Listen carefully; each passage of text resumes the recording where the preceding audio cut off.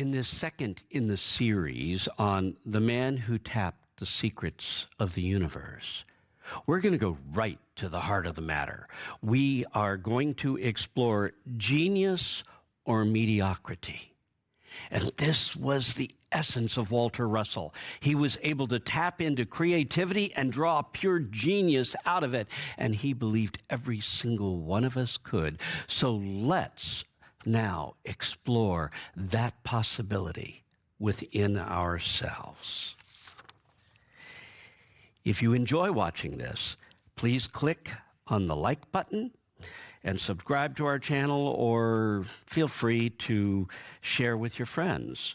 And if you want to make a donation to Unity Orlando, go to our website at unityorlando.org and click on the Donate Now button.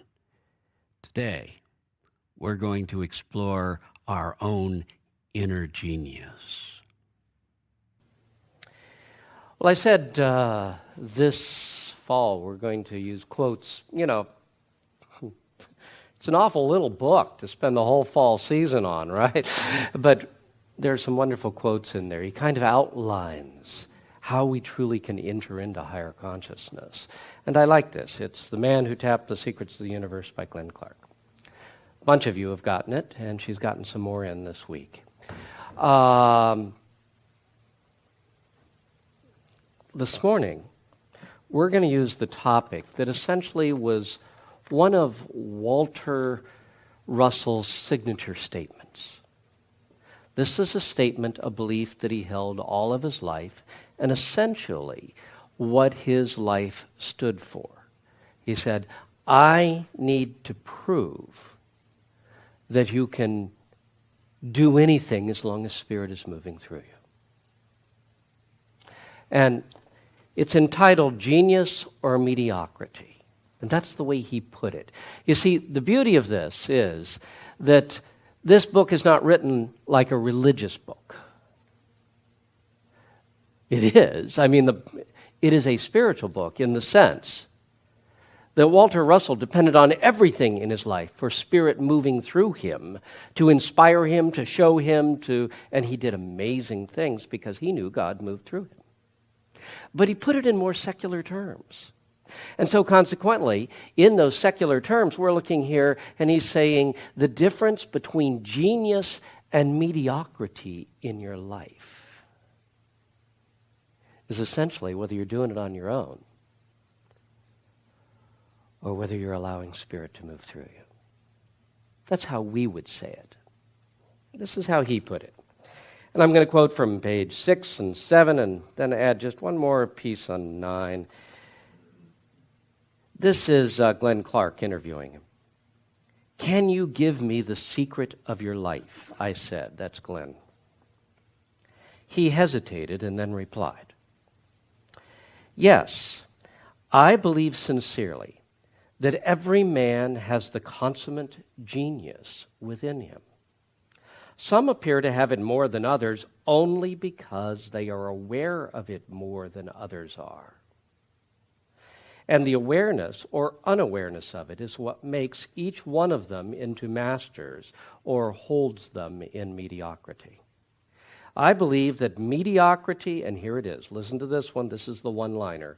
I believe that mediocrity is self-inflicted and that genius is self-bestowed. Every successful man I've ever known, and I've known a great many, absolutely he did, carries with him the key which unlocks that awareness and lets in the universal power that has made him into a master. And what is that key, I ask? The key is desire when it is released into the great eternal energy of the universe. Can you explain more fully what you mean by that? I have found out that the real essentials of greatness in men are not written in books, nor can they be found in schools. They are written into the inner consciousness of everyone who intensely searches for perfection in creative achievement and are understandable to such men only, to only beings who do search for this perfection in creative achievement. Successful men of all ages have learned to multiply themselves, and listen to this, by gathering thought energy into a high potential and using it in the direction of the purpose intended. The genius remains an ever-flowing fountain of creative achievement until the very last breath he draws. Geniuses have learned how to gather thought energy together to use for transforming their conceptions into material forms. The thinking of creative and successful men is never exerted in any direction other than they intended. That is why great men produce a prodigious amount of work, seemingly without effort and without fatigue. The amount of work such men leave to posterity is amazing. And then one more. We skip over a couple of pages. And I read this last week. An inner joyousness amounting to ecstasy is the normal condition of the genius mind. So today what we're going to do is talk about the genius mind, because the concept that Walter Russell is presenting here is really very different from the way we presently understand it. We presently understand that you're either born smart or dumb. Got it? I mean, some people are born with better equipment than others have, and that determines their destiny. And Walter Russell is saying that is not entirely true. It may be a fact, but there is a huge difference between being extremely smart and genius. You see, genius is more than smart.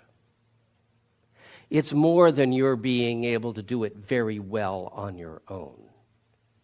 It is that which is beyond you coming through you.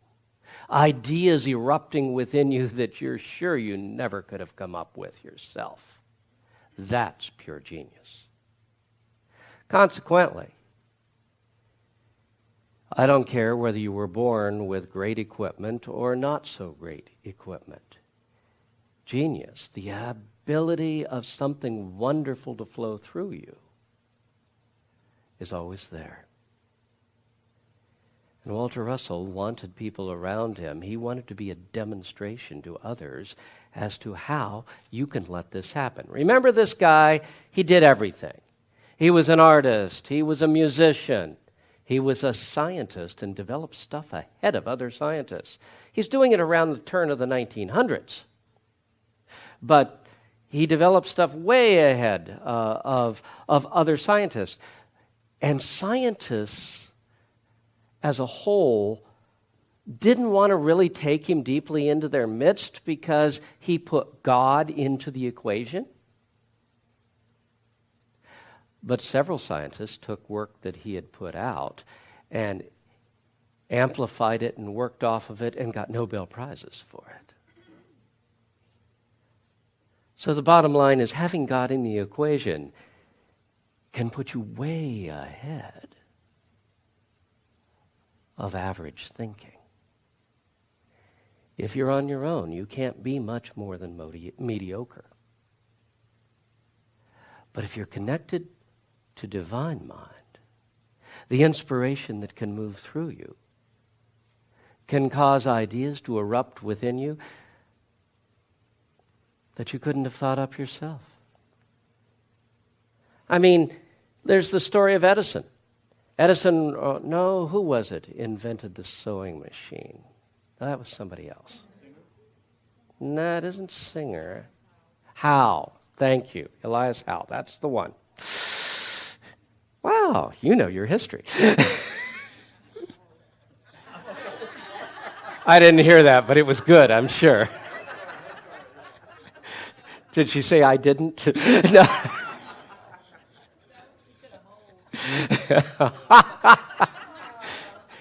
It comes with a lot of experience. Okay, I've got it.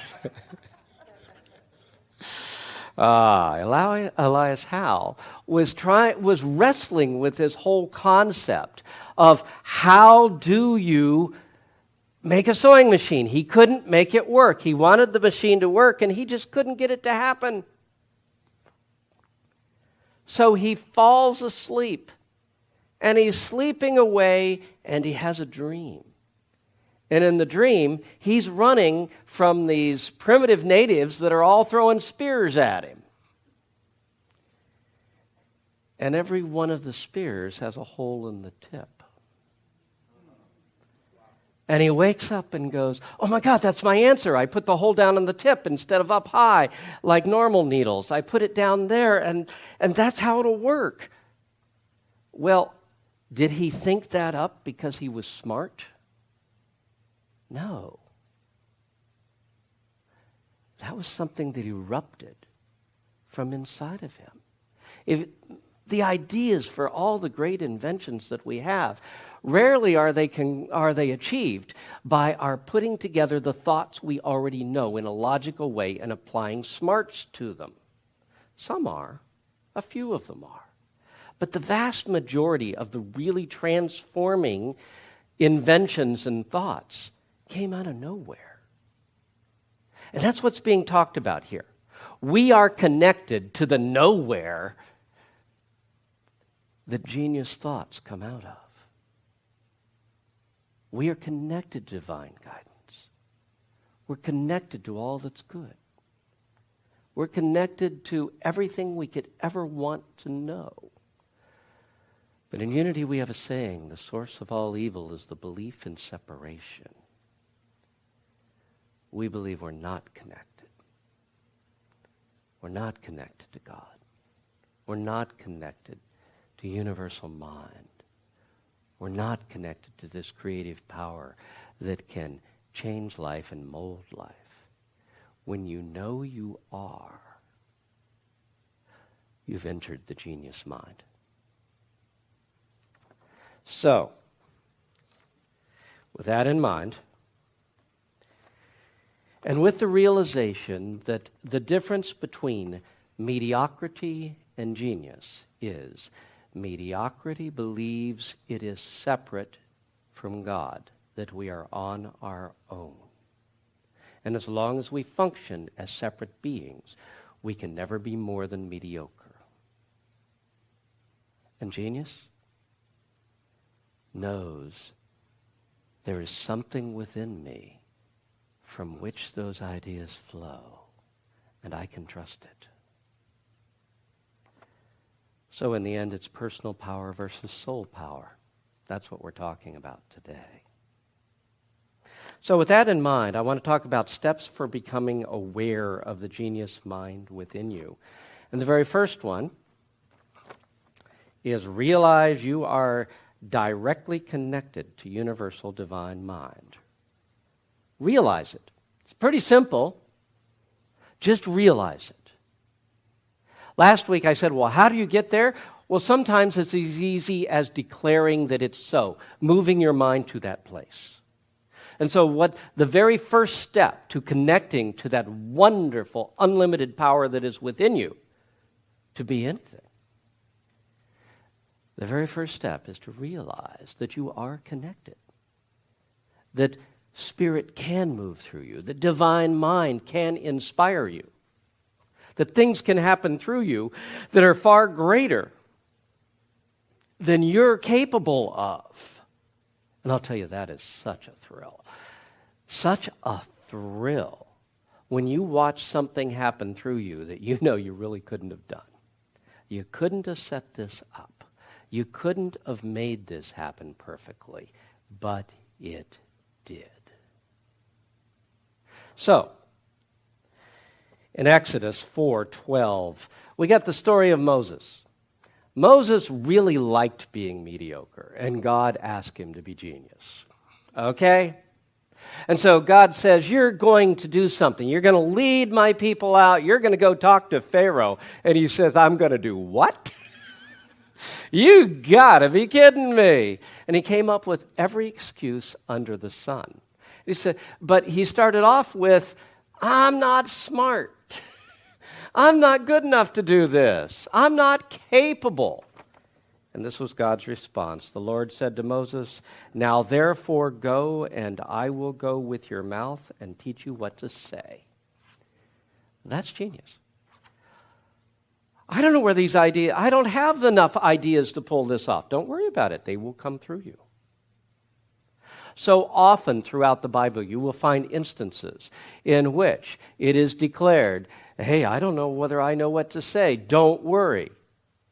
Spirit will give you what you need to say. And in 1 Corinthians 2:16, we have the mind of Christ.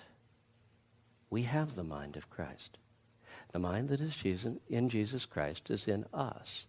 Now, we have the mind of Christ.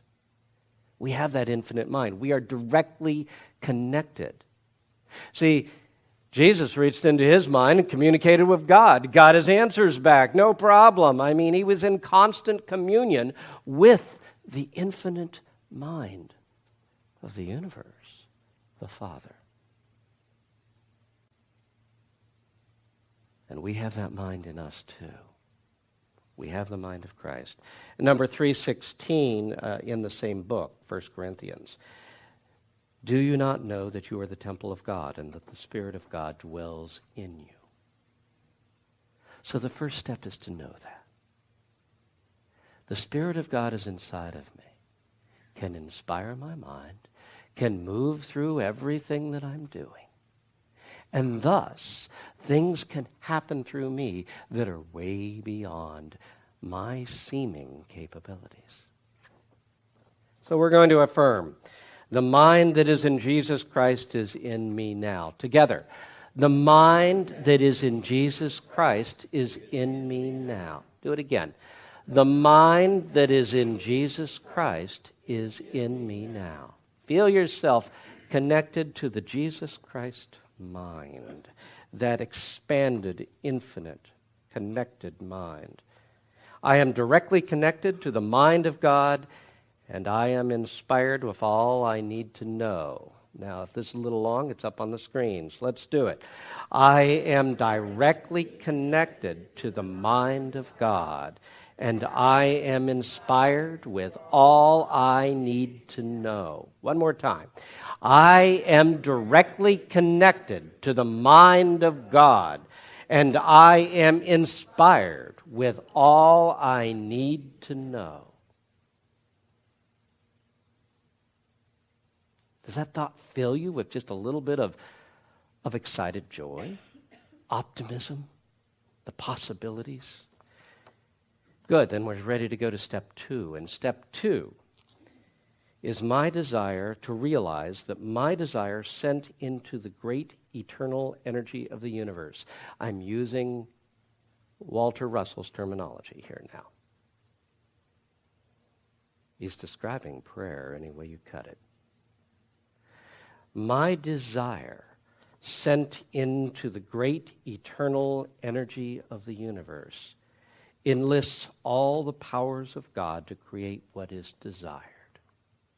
What he's saying is, the genius desires and places their attention on that, and that's what we'll hit next is focus. But for now, the desire aspect of it. They desire and draw out of the universe that which they want. This is what Jesus was teaching his disciples to do. Yeah, there we go. We got scriptures down here. Matthew 7 and 8. Ask, and it shall be given to you. Seek, and ye shall find. Knock, and it shall be opened to you. For whoever asks receives, and he who seeks finds, and to him who knocks the door is opened. Desire, and the universe responds. Isn't that what he's saying? And in Matthew 21:22, everything that you will ask in prayer, believing, you shall receive. Now, believing we're going to hit next. That's keeping focused on it. But you ask in prayer with your heart. I've said this for ages. We try to make prayer a mental activity, but it lacks real power if it's only an intellectual concept. It needs heart behind it. It needs feeling, energy, desire. Desire it from the depths of your heart. Desire your prayer from the very depths of your heart. And the universe will respond.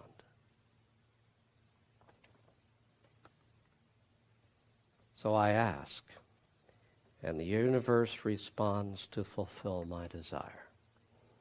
Now we're going to affirm that for a minute, but I want you to think about it. The Spirit of God is not only within you, but it's throughout the rest of the universe. You contact it within yourself. That's where your phone is, okay? It's inside. We keep looking for it out there. God, are you out there? And your connection's in here. Okay. Jesus said the kingdom of God is within you. Okay? So, and God knows your desires before you ask. God knows what you want before you ask. Let's desire it. Let's move it inside, because God's inside of you, not out there waiting to receive a message. In there as you desire it. Realize that if I know that I am connected to God, then I know that my desire is right there being experienced by God at every moment. And so as I move in and deeply desire something, I know the universe is already responding long before I can see it happening. So here we go. I ask and the universe responds to fulfill my desire. Together. I ask and the universe responds to fulfill my desire. Again. I ask and the universe responds to fulfill my desire. Jesus said it's supposed to be true. Ask and you shall receive. We just got to know how to do it. Well, there's a second half to this. Remember? Those who ask believing. Okay. Now, believing. What he's really referring to here is focus. Can you stay focused when the world decides it's going to tell you otherwise?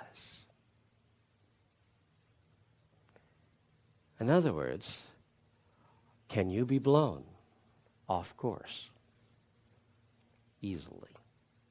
Most of us can. It's no problem. I am rich. God is providing my every need. Oh my God, did you see that bill? I'll never get this paid off. I've been reading your mail.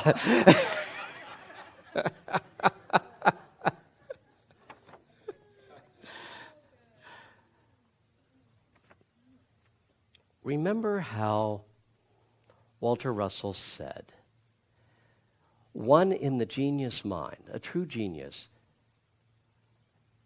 lets his thought energy fall only upon what he wants to create. Very few of us do that. Now, he's not saying that you can't look at the facts. But do you allow the facts to dissuade you from where you're going? You say, but this obstacle's in the way, and that obstacle's in the way, and the other obstacle's in the way. And please hear Jesus saying to you, what is that to thee? Follow thou me. Do you believe anything can happen through you, or do you not? Well, with all these things going on, maybe I don't. Exactly. Mr. Mediocre is going to stay there. Okay? So, can you stay focused? Or do you? In other words, this is that whole self-discipline, thought discipline thing. Do you let yourself retreat into criticism, retreat into shame, retreat into fear and uncertainty? We can go into all of it. And if we spend our time there is no problem with looking at the facts. The problem is what we obsess on. And the fact that we do it over and over and over and over, do we continue to say that, oh my God, this is going on? Okay, it's going on. I recognize that. Recognize it and get on with it. That's it. It's over. Needs no emotional energy. Keep the emotional energy out of it. Keep your desire on where you want to go. Let your mind absorb all the facts around you and see what you've got to deal with. But keep your heart on God. Keep your heart on the goodness. You are allowed to look at the world and see where it falls short. But know that goodness is going to come out of it. Don't let the heart dwell on the badness, or you're starting to use your genius creative power to take you in a downward spiral instead of in an upward one. That makes sense? Now, this is rough because the world is constantly going to try to distract you from where you're going. Prayer is about, or the creative energy of the universe is about, knowing where you're going and not giving up that knowing, not being distracted. If you know you're working on healing, Myrtle Fillmore was working on her healing for 2 years. For 2 years, she essentially gave her life up and was praying all the time for healing and energy.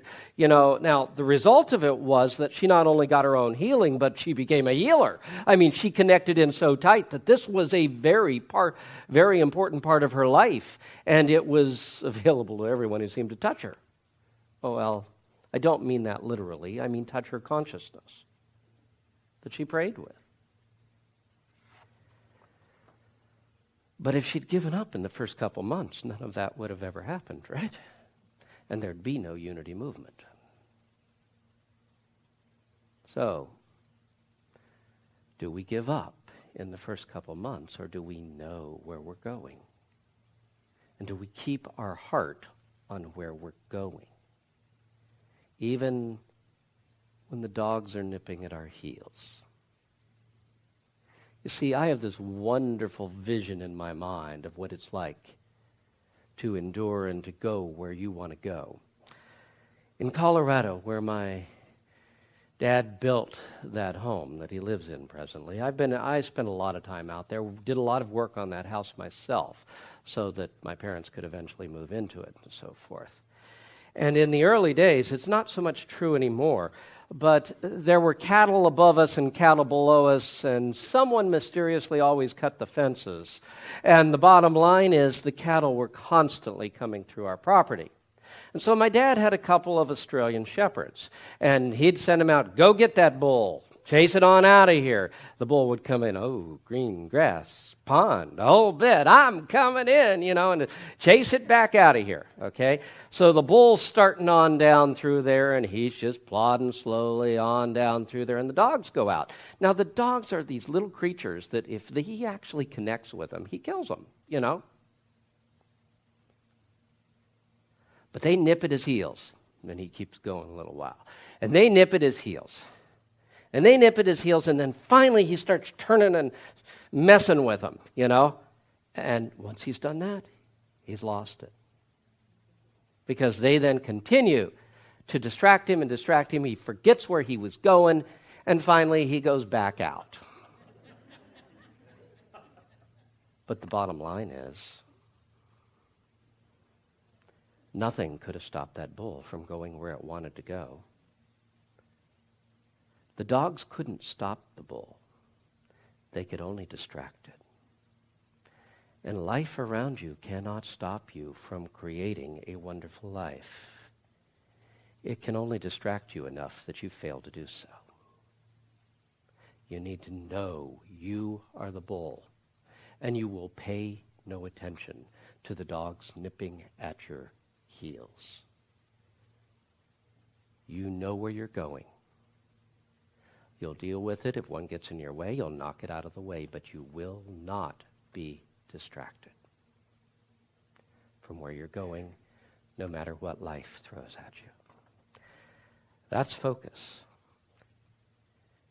The affirmation with it's an interesting, more uplifting one. It is, what I place my attention upon grows and prospers, so make sure you keep it on what's good. Here we go. What I place my attention on grows and prospers. Again, what I place my attention on grows and prospers. One more time. What I place my attention on grows and prospers. Number 4 is actually a repeat of a little bit of what we did last week. The statement is, inner joyousness is the natural state of the genius mind. And you could also call this the Christ mind. Remember last week I said there's only 3 things where Jesus said, I give you my. He gave us lots of things, but I give you my, and it was peace, love, joy. He wanted you to experience that inner ecstasy. How was it written here? An inner joyousness amounting to ecstasy is the normal condition of the genius mind, the Christ mind. You want to be in the Christ mind? You don't get there by being a victim and saying, I've been good, God. I've taken everything you've hit me with, and I'm still muddling through. No, you actually have to enjoy it. You need to have an inner joy. A joy that isn't caused by things going right or wrong in the outer world, but comes from within and is available to you at any moment. You want to feel that inner joyousness because it's in the state of inner joyousness that genius inspiration takes place. Got it?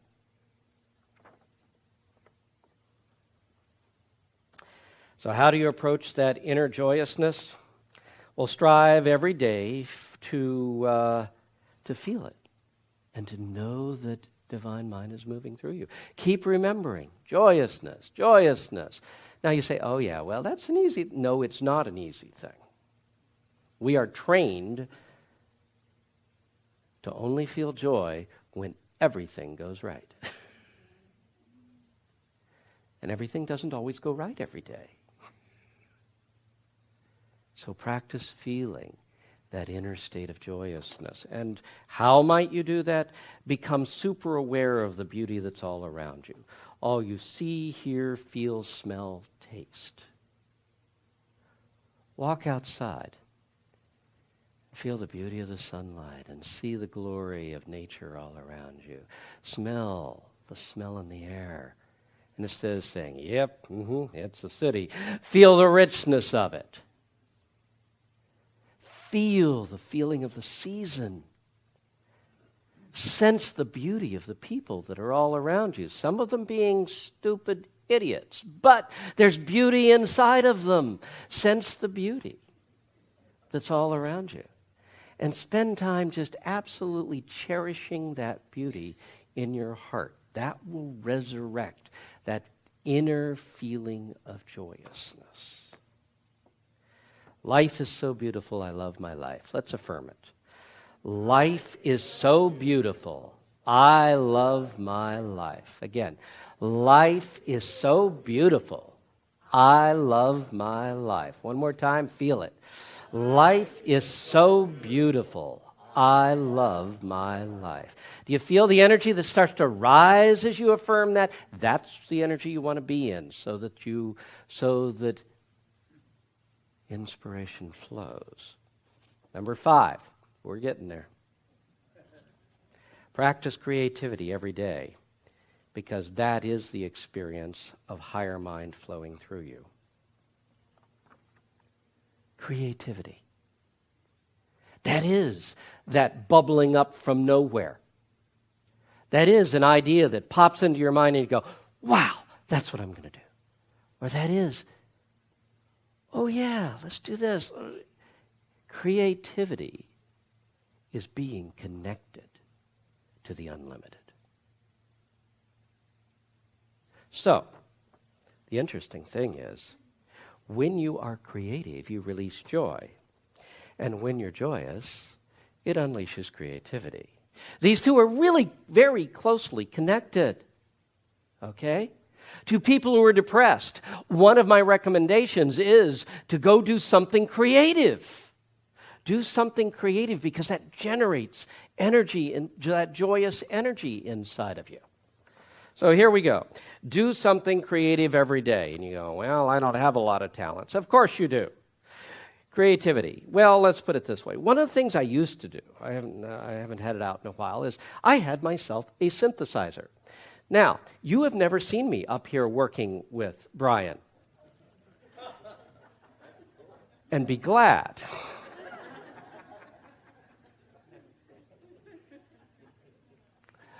But I would sit at home on that synthesizer and feel the energy move me. And I created all kinds of wonderful music I loved. Could never do it again. It's always of the moment. That's creative. Gardening is creative. Cleaning the house can be creative or a terrible chore. It's all in the attitude. You know, lots of things in life can be creative. Do something that is creative in your life every single day. Turn your chores and assignments into a creative experience. And when you talk or you're having a discussion, listen to the other person, throw your ideas out, then listen to them and see what new ideas pop into your mind if you hear what they've said. Ooh, wow, well, maybe it could go this way or that way. Brainstorming is the ultimate creative experience because people are bouncing off each other and, you say one thing, they say another. What they say may have nothing to do with what you say, but what they say causes you to go another direction entirely.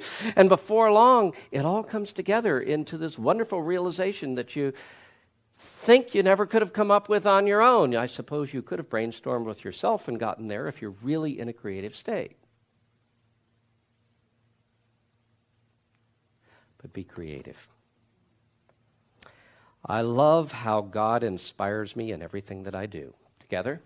I love how God inspires me in everything that I do. Again, I love how God inspires me in everything that I do. And the last step really is the culmination of everything before. It's the closing. Be an open channel of the divine. Have that state of mind. I am connected. I am inspired. I am all of the 5 things we've talked about before. I am joyous. And all of this is flowing through me right now. And therefore, Spirit can do wonderful things through me. John 14:12. Truly, truly, I say to you, Jesus speaking, he who believes in me shall do the works which I do, and even greater than these things shall he do, because I am going to my Father. We got to change the I to in for the next service. The typist made a mistake. That was me, by the way. Truly, truly, I say to you, he who believes in me shall do the work which I do, and even greater than these things shall he do, because I'm going to my Father. Because I'm going on, and there's a whole lot more in this world to do. You're going to take over. You're going to finish the work. So there's a whole lot more to do out there. Do not believe yourself just restricted to the things I've done. When Spirit is moving through you, anything can happen through you. Remember, that's who you are. You are not mediocre. You are genius. You are a being through whom the divine mind can move and divine power can do great things. Be humble enough to know, no, I can't take personal credit, but boy, do I enjoy knowing I'm part of something much greater than myself. I am a Christ being, and the power of God moves through me. Together. I am a Christ being, and the power of God moves through me. Close your eyes and we'll do it one more time. I am a Christ being, and the power of God moves through me. Open your heart and feel the joyousness of knowing the possibilities as something unlimited and greater than yourself can move through you. Know that your mind will be inspired, your actions in divine order, and the Spirit moving through you is already creating a wonderful life. God, thy will be done through each one of us. Amen. This is Reverend Bob Marshall, and I want to thank you for joining us on this journey through exploring how to tap into the secrets of the universe. I also want to thank Brian Eitnire, who provided the music for our program. Thank you again.